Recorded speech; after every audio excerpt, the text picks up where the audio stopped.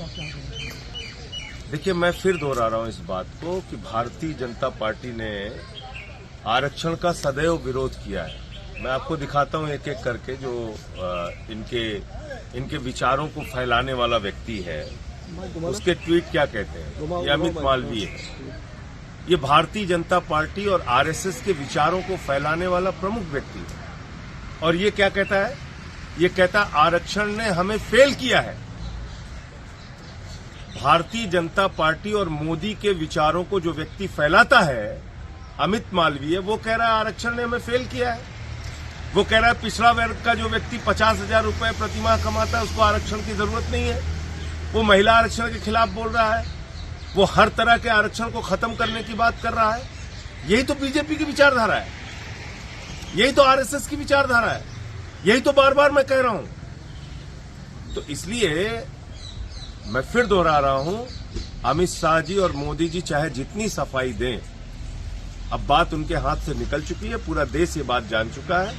Bharatiya Janata party अगर गलती से जीती तो इस देश में बाबा साहब डॉक्टर भीमराव अंबेडकर जी का संविधान खत्म करेगी।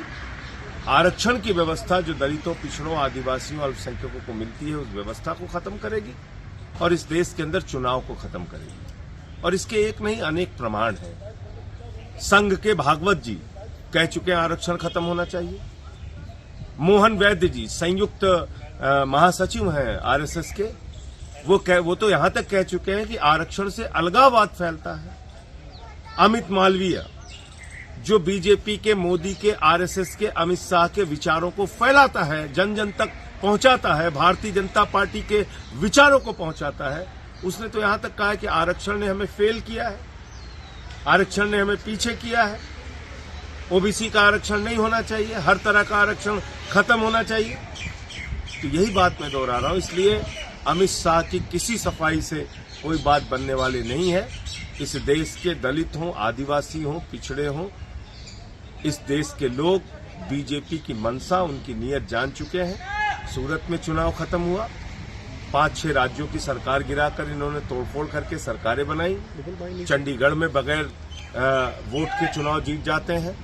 तो ये सब जो इन्होंने कांड किया, और अभी दिल्ली में मेयर का चुनाव जो इन्होंने कैंसिल किया, अरुणाचल में 10 विधायक इन्होंने बगैर चुनाव के जीत लिया, तो ये सब जो इन्होंने किया, इससे बहुत स्पष्ट और साफ हो चुका है कि भारतीय जनता पार्टी बाबा साहब डॉक्टर भीमराव अंबेडकर जी का संविधान खत्म करेगी।